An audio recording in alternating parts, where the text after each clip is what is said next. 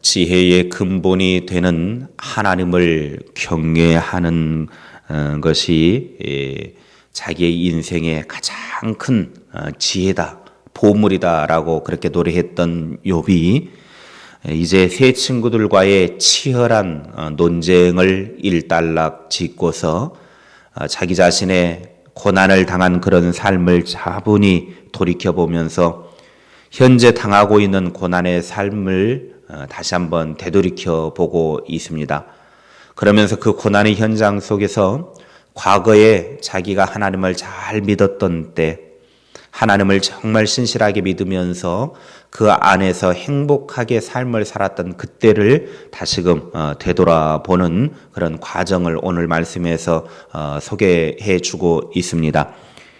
2절 말씀에 나는 지난 세월과 하나님이 나를 보호하시던 때가 다시 오기를 원하노라. 욥은 과거 하나님께서 자신을 보호하시던 때, 그때가 다시 오기를 소원하고 있었습니다. 그 시절은 하나님과 동행하던 아름다운 날들이었고 그 시절이 그렇게도 그리웠던 것입니다. 4절 앞부분에 내가 원기왕성하던 날과 같이 지내기를 원하노라 그렇게 말했습니다. 과거에 팔팔하던 시절, 건강하게 생활하던 시절과 같이 생활하기를 원했습니다. 그때 하나님을 잘 섬기고 주님과 동행하였던 그 시절, 하나님 안에서 행복과 만족을 누렸던 그 시절은 바로 욥에게 있어서 신앙과 삶에 있어서 전성기였던 것입니다. 지금 모든 것을 다 잃어버리고 아무것도 없는 시점에서 그런 시절이 다시 오기를 간절히 바랬던 것입니다. 욥은 그때의 모습이 다시 회복되기를 원했던 것입니다. 우리들에게도 과거에 하나님의 은혜를 소중하게 드렸고 정말 하나님의 은혜 가운데 깊은 감동과 감명과 은혜 위에 머물렀던 시간들이 있었을 것입니다. 그 시절을 그리워하고 그 날이 다시 오길 간절히 바라야 합니다. 한동안 1907년 대부흥운동이 일어나고 우리에게도 다시금 그 부흥의 역사가 일어나야 된다라고 평양 대부흥운동의 시절로 돌아가야 된다라고 외쳤던 시기가 있었습니다. 과거에 우리나라에 풍성한 하나님의 영광이 임하였던 그 시대로 돌아가자. 오늘 우리들도 마찬가지입니다. 과거가 신앙의 전성기로 끝나지 말고 오늘이 내 신앙의 전성기가 되기를 바라야 합니다. 그러면 오늘 우리가 주님을 다시 회복하기 위해서 어떻게 해야 됩니까? 내 신앙의 전성기를 이루기 위해서 우리가 다시금 주님을 회복해야 될 텐데 욥이 과거에 그런 은혜를 누렸던 시기를 다시 한번 회복하기를 원했던 것처럼 오늘 우리들도 하나님의 그런 은혜의 역사를 체험하기 위해서 그때를 다시금 회복해야 될 텐데 어떻게 회복해야 됩니까? 첫째로 처음 만났을 때의 감정을 기억해야 합니다. 계시록 2장 4절부터 5절 말씀에 그러나 너를 책망할 것이 있나니 너의 처음 사랑을 버렸느니라. 그러므로 어디서 떨어졌는지를 생각하고 회개하여 처음 행위를 가지라. 만일 그리하지 아니하고 회개하지 아니하면 내가 네게 가서 네 촛대를 그 자리에서 옮기리라. 에베소 교회를 향한 주님의 책망의 말씀입니다. 주님을 처음만큼 에베소 교회는 사랑하지 않고 있다라고 그렇게 말하고 있습니다. 너희들이 처음 사랑을 버렸느니라. 처음에 주님을 만나서 주님의 그 은혜 가운데 감격하며 주님을 사랑했던 그 사랑이 지금 식어져 버렸다라는 것입니다. 처음으로 주님을 사랑하던 그 시절을 다시금 돌이켜보라고 말씀하고 있습니다. 처음 사랑이 식어진 이유를 찾아 깊이 뉘우치고 처음 사랑으로 돌아가 그전처럼 힘써 노력하지 않으면 촛대를 그 자리에서 치워버릴 것이라고 주님은 말씀하고 있습니다. 우리가 다시금 신앙의 열정을 회복하는 방법 중에 하나는 내가 주님을 만나서 감격하고 주님을 만나서 뜨겁게 신앙생활했고 기도 열심히 하고 정말 주님의 그 은혜 속에서 내가 영적인 은혜를 체험했던 주님을 처음 만났을 때의 그 감정, 그때를 다시 기억하는 것입니다. 처음 설레었던 때를 기억하는 것이죠. 은혜롭게 생활하던 그때를 기억하는 것입니다. 나로 하여금 열정을 불러일으켜 주었던 그때를 다시금 기억하는 것. 그것이 우리가 주님을 회복할 수 있는 좋은 방법 중에 하나입니다. 둘째로 자기 자신을 존중해야 합니다. 시편 16편 3절에 땅에 있는 성도들은 존귀한 자들이니 나의 모든 즐거움이 그들에게 있도다.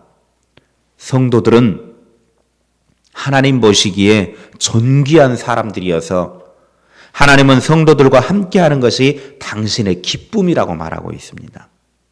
그러니까 하나님은 우리 성도 안에 큰 기쁨을 두어서 우리와 함께하는 것 자체가 당신에게 기쁨이라고 하는 거예요.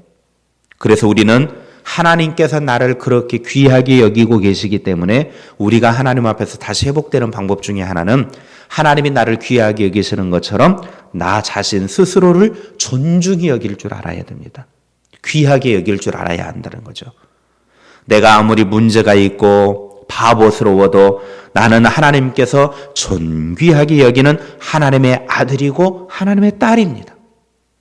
나에게는 하나님의 기쁨이 있습니다. 내가 이렇게 소중한 존재입니다. 그렇기 때문에 우리 스스로를 가리켜서 나는 하나님의 소중한 존재이다. 나는 이렇게 존귀한 사람이다. 이런 자기 자신을 존중히 여길 수 있는 마음, 이것이 내 안에 회복이 될 때 드디어 우리는 하나님을 회복할 수 있습니다. 에머슨이라고 하는 사람은 이렇게 말했습니다.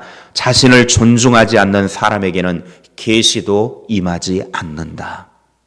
하나님이 나를 귀하게 만드셨는데 귀하게 만드신 나를 존중히 여기지 않는다라고 하는 것은 결국 나를 만드신 하나님을 존중히 여기지 않는다라고 하는 것입니다.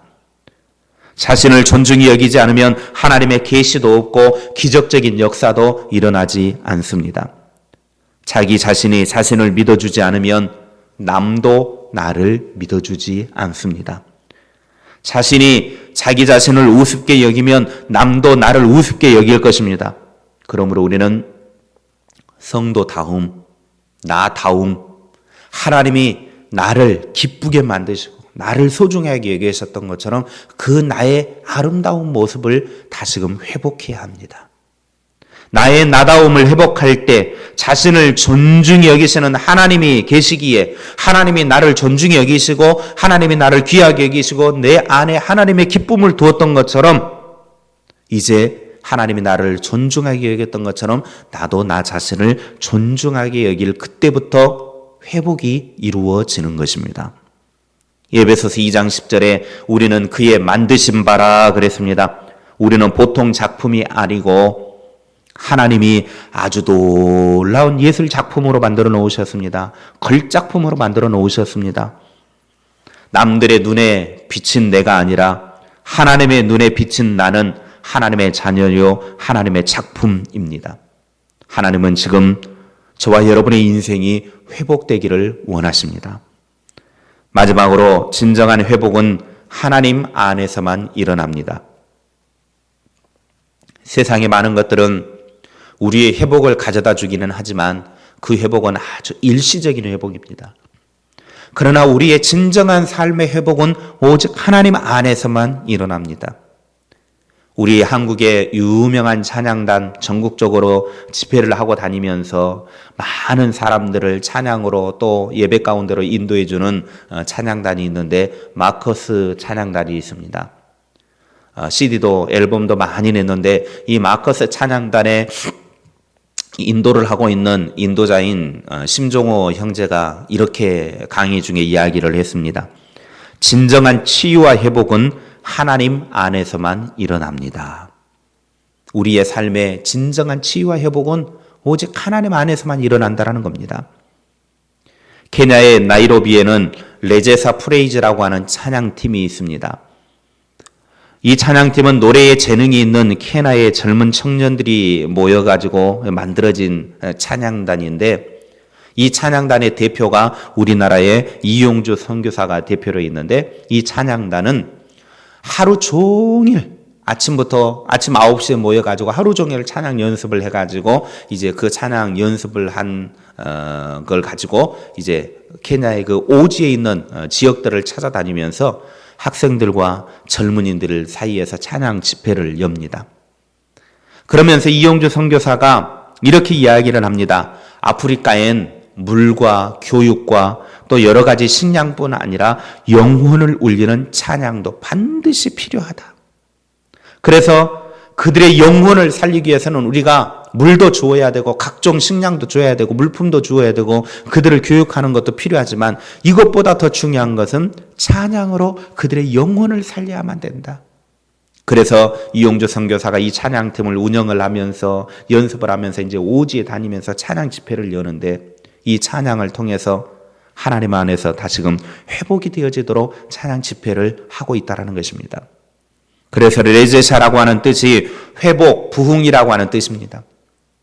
이들의 영혼이 회복이 되어지고 이들의 삶이 부흥이 되도록 하기 위해서 찬양팀을 만들어서 찬양을 하고 있다고 하는 겁니다. 열악한 지역을 찾아가서 자신들의 달란트로 지역의 아동들을 섬기고 찬양을 하고 지역 주민들을 위로하며 어려운 환경 속에서도 선교에 적극적으로 활용하고 있더라고 하는 것입니다.